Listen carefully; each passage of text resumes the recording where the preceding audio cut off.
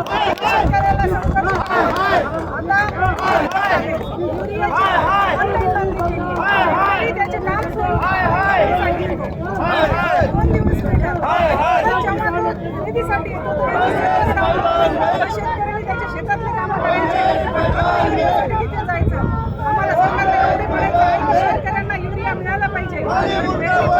शेतकऱ्यांना उत्पादन होणाऱ्या त्याच्या मालापर्यंत भाव मिळाला पाहिजे. शेतकरी जर शेतकऱ्याला त्याच्या कुठल्याही गोष्टीत सहकार्य नाही मिळालं बोलू शकतो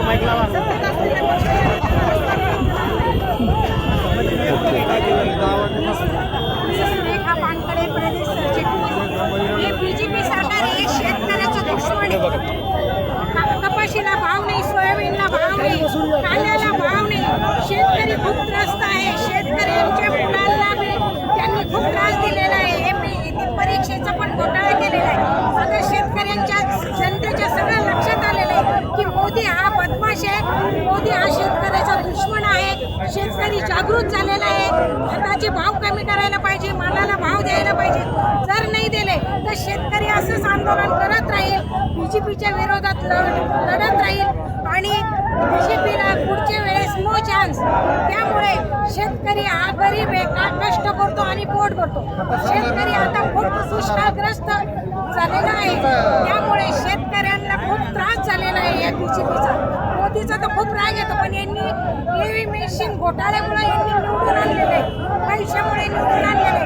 नाही तर जनतेच्या मनात काँग्रेसच आहे. आता पुढच्या वेळेस काँग्रेसच येणार आहे. खताचे लिंकिंग बंद करा. मी म्हणते चार वेळेस आता 3 वेळेसपासून बीजेपीचं सरकार आहे. तेव्हापासून जेव्हा काँग्रेसने जे रेट दिलेले होते सोयाबीनला, आणखी सुद्धा तेच रेट आहेत सोयाबीनला. आणि खताचे 3 पट रेट वाढवले, 4 पट रेट वाढवले. हा विचार का नाही करत आहे शेतकऱ्यांचा? मग त्यांच्या मालाला पण रेट द्यायला पाहिजे ना त्यांनी. काहीच विचार करत नाही बीजेपी सरकार. फक्त शेतकऱ्यांना मारते. 50 पैसे कांद्याचा रेट असतो का? आता द्यायला 16 रुपये. खातं कोण याच्यात जास्त पैसा? मधले लोक जे घेतात कांदा विकत ते लोक खातात. बाकी शेतकऱ्याच्या पैशाला काय, मालाला काय भाव दिलेला आहे यांनी? काहीच नाही दिला. हे सरकार नको आहे. हे शेतकऱ्यांच्या विरोधातलं सरकार आहे. त्यांनी विचार करायला पाहिजे या सगळ्या गोष्टीचा. प्रत्येक नेत्याची बायको नाही तर आणि हे सगळे आमदार मागे कर्मचारीसाठी किती आणि मग द्यायला तेवढे शेतकऱ्याला. बाकी आम्हाला काही जास्त नकोच आहे. आम्हाला शेतकरी त्रास होतोय. पिकवता येतं पण विकता येईल तर भावच नाही. मोदी सरकार येथील द्वारकादास बेरे तर खताचं जे बुकिंग आहे ते सुरुवातीला ती लिंक चालत नाही. लिंक चालली तर तिची बुकिंग होत नाही. बुकिंग झाली तर ती 2-2, 3-3 सेंटरवर बुकिंग होती.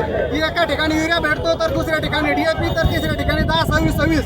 आणि खताची जी बुकिंग आहे ती त्यांच्या मनानं आहे. जी पिकाला लागते ती बुकिंग नसता, एक्स्ट्राची बुकिंग आहे. आणि ती बुकिंग घ्यायला जर 2 दिवस गाडी नाही भेटली तर तिसऱ्या दिवशी ती बुकिंग कॅन्सल होती आणि चौथ्या दिवशी परत बुकिंग करावं लागते. परत बुकिंगसाठी परत लिंक चालत नाही. आणि लिंक चालत नसून ह्या ज्या खताच्या ज्या किमती आहे त्या किमतीचं वाढलेलं आहे. त्याच्यात 200-300 रुपये वाढून घेतले आणि लिंकिंग चालू आहे. खताची जी बुकिंग केल्याच्या नंतर परत त्याला खताचे लिंकिंग आहे. त्याच्यासोबत त्या किट घ्या, हे घ्या, या ज्या सर्व ज्या अटी आहे या शासनाने तात्काळ बंद करावं. नाहीतर हे आंदोलन असं चालू राहील.